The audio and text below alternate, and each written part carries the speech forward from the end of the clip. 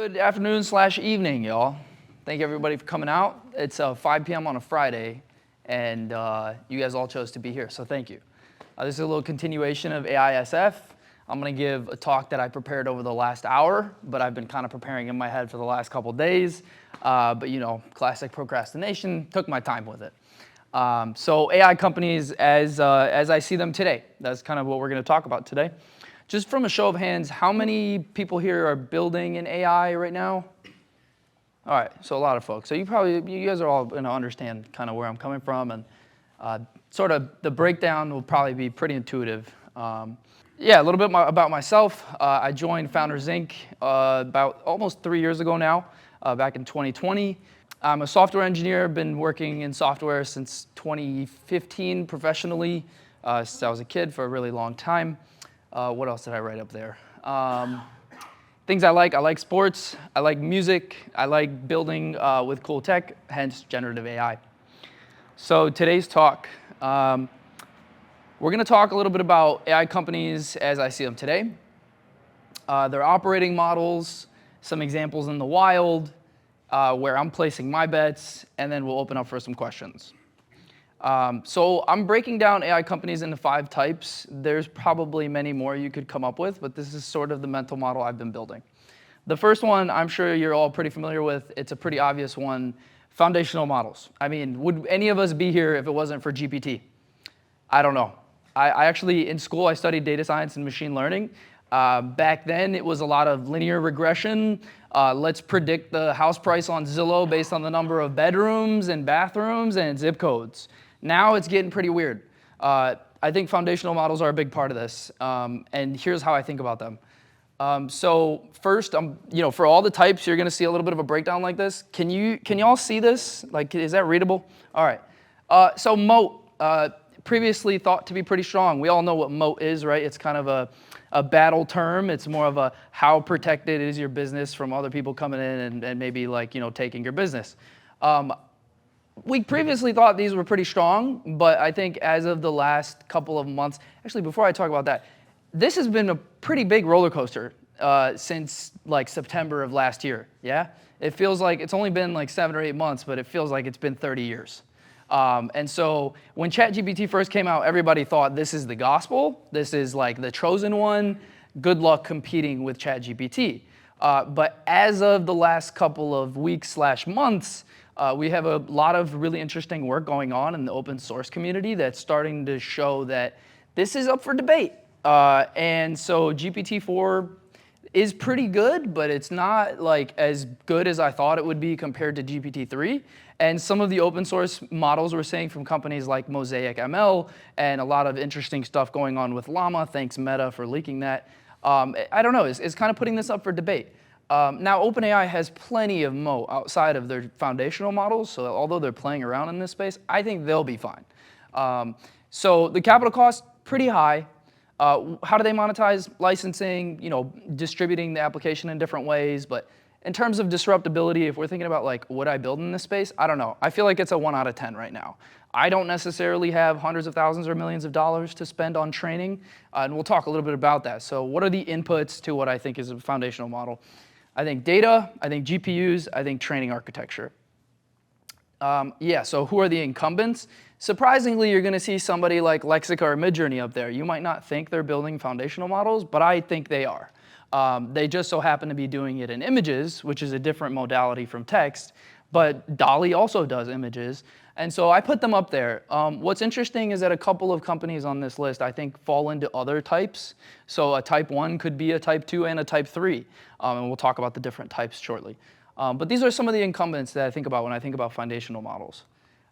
So back to the inputs. You need data, lots of it. You need clean data, and again, you need lots of it. Again, open source LLMs are starting to show that you might not need as much data as we thought you might, but with images, we've yet to see, I think, a good image generator that doesn't use at least a few dozen terabytes of images. And that's a lot of images. Sourcing them in an ethical way where you're not copyright infringing is pretty hard. And I'm not going to talk about audio very much today, like music. We're just going to stick to images and texts. This might all seem like stuff you all know. You're all building in AI, so I'm sorry if all this is redundant, but here's my perspective. The next one's GPUs. Really challenging time today to get GPUs. How many of you are actually like allocating GPUs in the things that you're building? Like whether you're like querying them for AWS or GCP, are any of you trying to acquire GPUs here? No? Lucky you. All right, because it sucks. It's very hard. There's a shortage. Pricing varies wildly, and availability is extremely scarce. You might wake up one day with 0 GPUs after having 500 allocated yesterday, and AWS will just say, I'm sorry, but you're not a $100 million account, so we took your GPUs from you. It's a very tough time to get GPUs. So if you want to train foundational models, you better have like a connect to AWS or GCP to hook you up with some allocation. At Leap, we use CoreWeave, so I'm just going to say shout out to CoreWeave because they're awesome. They have the best availability in the market, in my opinion. So you need plenty of GPUs. And then training architecture. Wow, the controversy of GPT-4. They did not publish their training architecture. This is an interesting one. I think when you're thinking about foundational models, honestly, this is probably the strongest moat, and it's pretty clear given what OpenAI did with GPT-4. GPT-2 and GPT-3 had their training architectures published. It's not easy to design these architectures. Not only that, it's very hard to iterate on them, because in order to really prove if an architecture works, you're going to need to input plenty of data and spend plenty of GPU hours to actually train a model and evaluate it. And so you might spend millions of dollars or hundreds of thousands of dollars just to evaluate if a training architecture is good. And let alone the fact that it feels like there are only tens of thousands, if maybe hundreds of thousands of people on the planet who know how to design these architectures. And I think it's pretty clear OpenAI thinks that they're going to use GPT to design these going forward. So I don't know, unless you have your own GPT-4 that can give you a new training architecture, it's probably going to be pretty difficult. And so yeah, you get data, GPUs, training architecture, out comes a model. Pretty expensive. I'm not playing in this space. I don't know very many people who are. It very much feels like a haves and haves not. Like you either have the money to play in this space or you don't. So I don't. That's a type 1. Type 2, orchestrators. I find this to be probably the most interesting area ripe for disruption. When you're thinking orchestrators, you're thinking picks and shovels. So I think with these companies, cost scales linearly, which is interesting. It's almost as if the more users use your product, the more you're going to spend, but depending on your cost structure, you'll probably make money on the margins. Monetization strategies, kind of interesting. Subscriptions, licenses, usage-based. I think this is pretty ripe for disruption. The incumbents, actually, here they are. We'll come back to the inputs. Here are some of the incumbents. So I'm co-founder at Leap, and Leap's up there. And we have a couple of other, well, we have one other studio company here at Founders Inc. called Banana, who's sort of building in this space. How many of you have heard of Replicate? Okay, and how many people have heard of Hugging Face? How many people knew that Hugging Face allows you to host models on an API? Okay, so you all know. So Hugging Face is like the perfect example of an orchestrator. This is sort of a challenging business to build in, but I'm building in it. Why? So let's think about the inputs. We have infrastructure, distribution, which distribution I feel like is the only, it's the only input that foundational models don't need, even though OpenAI needs distribution. OpenAI can be both a type 1 and several other types. But yeah, distribution, when I say distribution, I mean, can people find your product, right? And can you do it for cheaply? And some of the points here are going to get a little bit redundant, but it's sort of just to kind of hit the point home. And then you think of developer experience, user experience, open source models, which have you been to Hugging Face's models tab? I think 99% of those are open source models. They're built by the community. They're built by research labs.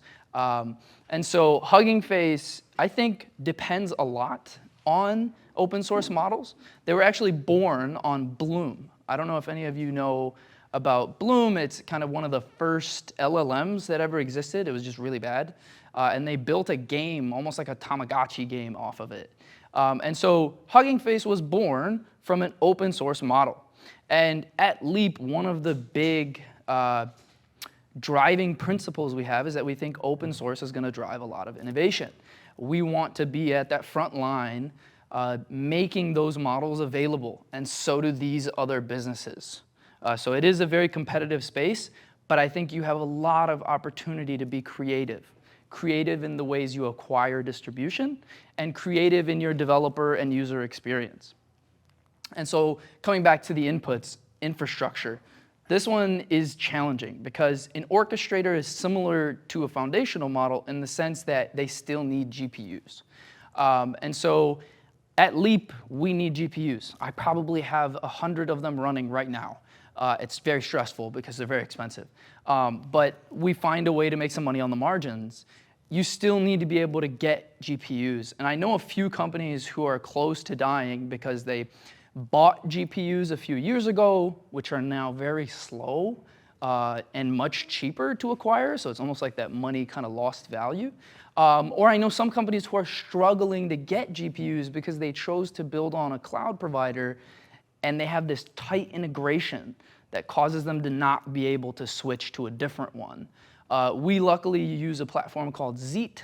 I don't know if any of you have heard of it. They're almost like a layer on top of cloud infrastructure that gives you almost like a common interface to be able to switch between providers. And I think being able to switch between providers is really important if you're an orchestrator. The ability to flip a switch at Leap and be able to allocate GPUs at AWS when CoreWeave says something's going wrong is really important to our business. And so when you think about Replicate and Hugging Face, they're both playing the same game. They have some number of GPUs allocated, and at any moment, that whole formula could change. And so, the other thing about cloud infrastructure is, like, how easy is it for your consumers, the customers of your application, to integrate your product? You've all used Hugging Face, so you probably know it's pretty easy, right? You get an API key and you make an API call. We're similarly simple at Leap, and Replicate is also very simple, so that's that bottom point. And obviously, can they scale? What's interesting about Replicate, I don't know if any of you have been building on Replicate, this is a little bit of a sales pitch, but they recently throttled how much your burst traffic can work. So there are businesses built on Replicate today who yesterday could have handled an influx of 10,000 users without thinking about it. They now can't. And Replicate is not willing to make an exception because it's been hurting their bottom line. And so this is it's a very interesting space to be building in, and I think if you can find a way to get GPUs for cheap in a scalable manner, you can be competitive in this space. And if you are someone who takes pride in developer experience, you can wrap these other providers and provide a new product on top to help developers build in an easier way. Because I think if you're an orchestrator, you're orchestrating. What are you orchestrating? AI capabilities for people who are trying to actually build products on top of those capabilities. At Leap, it just so happens to be images. At Replicate, it can be a whole lot more. So distribution, pretty straightforward. Can they acquire developers? At Leap, we think we're pretty good at distribution. We do as good a job as we can on content, and we'll continue to do more. But I don't know a lot of developers who know Replicate, right? Like people who aren't building an AI, they need to know about Replicate, because if I'm building an app and I want to do some sort of text generation, I should be able to think of a cloud provider like Replicate versus going straight to OpenAI every time. Because I have to admit, OpenAI's API kind of sucks. It's very bare bones, and there's a lot of convenience that they could add on top of it that they just refuse to. And then, of course, understanding the offering, like do people actually know what you're selling? I think Hugging Face is really interesting because it's like a very diverse product. They offer a lot there, but people still kind of get it, which is cool. They're doing something right there. Developer experience, so again, it's how easy is it to integrate into my app? Is there an SDK? Is there a dashboard where I can debug things, et cetera? And then open source models, again, this is a big one. Can you keep up with what's going on in the open source world? Because what was state of the art a month ago is probably shit today, and that's like very stressful because you got to keep up. And then licensing is a really interesting thing in this whole space. I say licensing and people get worried. People start to sweat. I think we're all concerned about this because there isn't any sort of codified regulation around this. Like, Stable Diffusion 1.5 is driving revenue. It's probably driving tens of millions to maybe hundreds of millions across the industry. We have no idea what litigation is going to happen in the future. And so a lot of these open source models say they're not commercially available, but they're still being used commercially. So it's a very gray area for me, and I'm still thinking about it with respect to orchestrators, because Section 230 is kind of still up for debate, and like these people, like a Hugging Face could just say, oh, well, we told them not to use it for commercial purposes. We're just selling GPU access, but I don't know how well that's going to hold up in court 5 to 10 years from now. And then, of course, GPUs, can they get them? Comes back to like foundational models. It's hard. Luckily, I think there's efforts being made in this space, and you'll see the Type 5 company at the very end, which we'll zoom through very quickly. Let's hope they can deliver what we need. So Type 3's wrappers, this one's very controversial. Everybody says, oh, your app is just a wrapper on top of OpenAI. That must be crap. I disagree, right? Like it's very nuanced. And so if your app is a wrapper and you feel nervous because people say your app's a wrapper, well, I think wrappers are pretty cool. I love Biggie, I love Tupac, rappers are dope. No, but actually though, wrappers are, I think there's some real value to be built here. I don't care if like OpenAI could shut off your app overnight. Like if you get users and you have a good product, you have a company, okay? Regardless of whether you're using OpenAI or if you're using Claude. And so if we think about wrappers, I think it's medium to high. It's controversial, but I really do. And you're gonna see a couple of the incumbents, they're already pretty big. The capital cost, incredibly low, right? Because when you really think about it, like a wrapper can actually they can get away with using your API key instead of their own. And so they're actually just selling software. Like they're not actually selling GPU arbitrage or anything like that.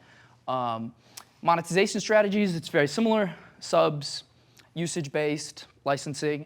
Disruptability, in my opinion, 10 out of 10. This is the area, if I wasn't building Leap, I'd be building some sort of wrapper. Just because it's called a wrapper doesn't mean it's not valuable software.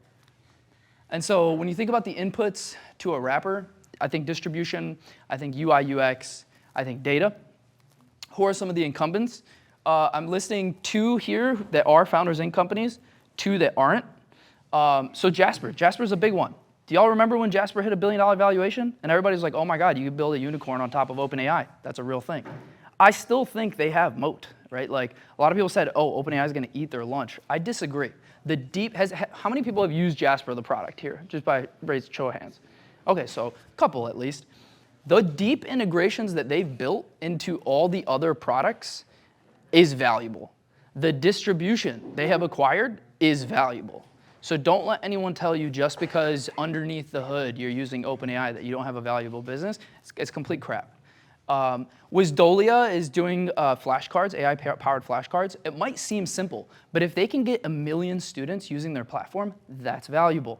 Hyperwrite, how many people have used Hyperwrite, just by a show of hands?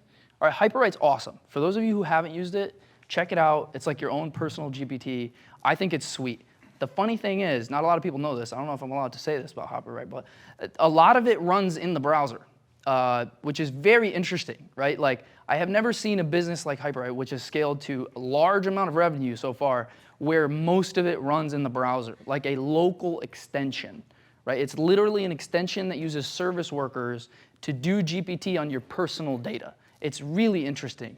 And I think their entire operating model is like, it's so refreshing to see software built differently from like SaaS. I'm kind of tired of SaaS, honestly. Like all you see is subscriptions. Like Hyperwrite is subscription based, but their operating model is very unique from a company building perspective. From a consumer perspective, it might not be very different. Then of course we have Jasper, which I think is awesome, and then Berry AI, which is very different from the rest of these on this list. So you can think of Jasper as being great for copywriters or people building companies or marketers. Wisdolia for students. I intentionally chose products that have different audiences. Hyperwrite, which is kind of general purpose. And then Berry AI, which is very much a developer tool, but I would consider it a wrapper. Is it valuable? In my opinion, yes. If you go to Berry AI's website, you're gonna see their pitch. Their pitch is really straightforward. They give you embedding as a service, they give you search, and they give you LLM fine-tuning. And none of it orchestrates GPUs. So they don't have to worry about GPU costs. But they've created convenience on top of things that so many developers are already doing that it's valuable. And it's really easy to integrate. So I think it's a pretty cool product. So if we think about the wrapper inputs, it's really straightforward. UI, UX, is the product actually good? Like, can I come in, understand how to use it, and get to value quickly? Distribution, can they acquire users? Can they do it cheaply? And can they retain them? Because some of these products are, I got tired of Jasper within the first 3 days. I don't know why. I churned. And then data. This one's really interesting. I think a wrapper can be valuable just on its data. And this is where the flywheel comes in. And I think that Hyperwrite is the clearest example where the more people use Hyperwrite, the better it's getting, both on an individual level and for their entire user base. Because the more you use it, the more they learn about you, and it just gets better and better. And I think Wisdolia has the opportunity to be just as good, where how many of you have had a tutor in the past, like a math tutor, an English tutor, any sort of subject tutor? So a lot of you had a tutor. When you first start working with a tutor, it's probably not very good, right? They're kind of still feeling you out, what learning processes work well for you, kind of where your misconceptions are on a particular subject. So it takes time, it calibrates. I think Wisdolia will learn how people learn, and will get better at teaching people. And it's like an AI-powered tutor is like, we're like knocking on the door of it. And I think Wisdolia is a really interesting company to be building on top of. And when you look underneath the hood, it's like, oh, they just call OpenAI. I think that's short-sighted. And I think that the data flywheel that they can build is could be immensely valuable. And then another one is tools. This one's really interesting. I only brought it up here because I remember the days when there was no SaaS, where you would pay $30 for a software license, download the software on your computer. There's no phone home, there's no server you would hit. They would just work on your computer. And one of the most, famous pieces of software is like a game, right? You guys have all probably downloaded a game. It doesn't have any multiplayer. You fire it up, you play it, it's yours forever. Tools are emerging that are pretty interesting. I think they have low moat. It's just kind of my opinion. The capital cost is also extremely low. And you're going to see it's basically zero, except your time.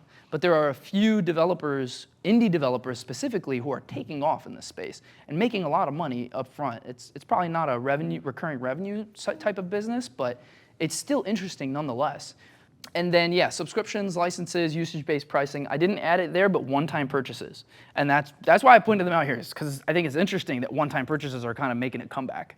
I remember buying Microsoft Office when you'd go to like Walmart and buy a CD, plug it into your computer, install it, and you're done. Now I have to pay, I don't know, $1,000 a month or something just so I can get a little clip art generator. It's kind of annoying. Disruptability, 5 out of 10. I don't know, get creative. This requires a lot of creativity, in my opinion. The two that come to mind for me, Typing Mind. How many of you have heard of Typing Mind? All right, only a couple hands. It's interesting. It's a single-page application. It's literally just React. Anybody could build it. You don't need a server. You don't need a GPU. It's built purely because ChatGPT's interface sucks, right? Like, it sucks. It's the same it's been since launch. It launched on December 6th. I know that because I'm plugged into the internet, like, for no reason. And since then, it's barely changed. Like, they added plugins, but the UI is exactly the same. They added history. I couldn't even search my history for, 4 or 5 months. I don't know what they're doing over there, but clearly it's working, so whatever. Who am I to say something? And then there's GPT for all. This is a really interesting trend. You should all download it. If you have an M1 Mac especially, what it does is it downloads open source LLMs, and it's created this essentially translation layer so that you can run it natively on your computer. I have an LLM I run on my computer, and I pay $0 for it. I can run it in a plane. I can run it in a subway. I can run it in my mom's basement. It does not censor. It does not go through any system messages. It will say whatever I want it to say, and I can keep up with the state of the art at the click of a button. I downloaded this app. No one will ever take it away from me. I download these weights on my computer. No one will ever take them away from me.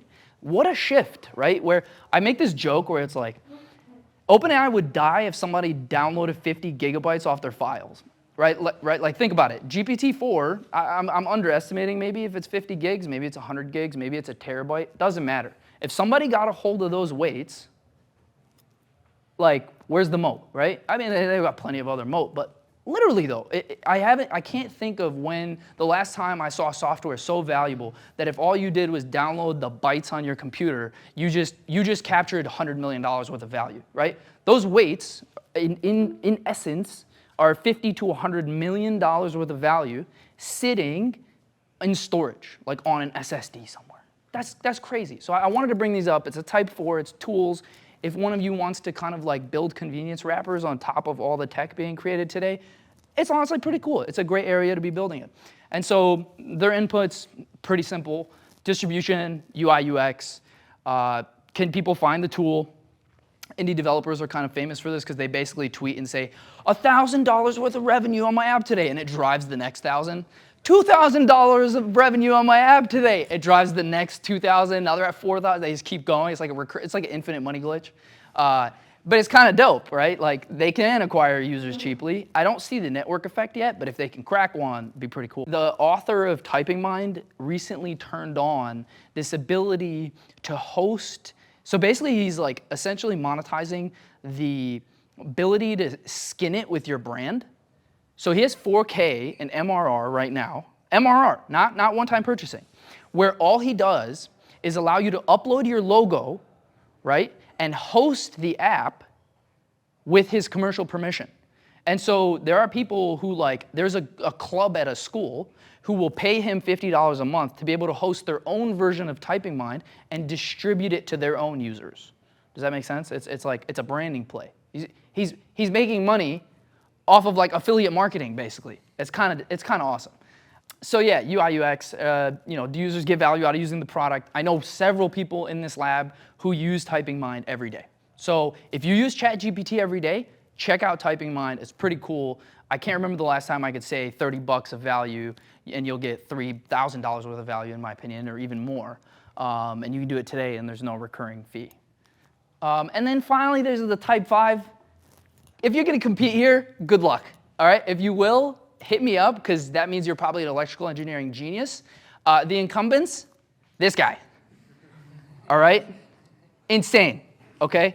NVIDIA feels like it's the purest hardware monopoly I've ever seen in my life.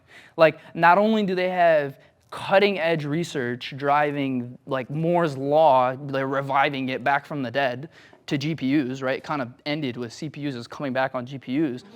But they also have the best software support, right? Like, how many of you have tried to run like a TensorFlow app? Or any sort of like local TensorFlow code, okay. If you don't have a CUDA GPU, get fucked. It's kind of ridiculous, right? Like, you got an AMD, you got a Ryzen, you're screwed. You know why? Because nobody wants to support it. I don't get it. It's a monopoly from both directions. It's kind of wild. So that's type 5. Moat, high. Cost, high. Disruptability, 1 out of 10. Monetization strategies, licensing, GPU sales, support, they're crushing it. So where am I placing my bets? Type 2, orchestrators. I'm building Leap. Try leap.ai. Check it out. We do image generation. I know it sounds goofy, but there's a lot of legit customers out there, and they're willing to pay money. So we're gonna sell them images. Yeah, that's my talk. So any questions? Thank you.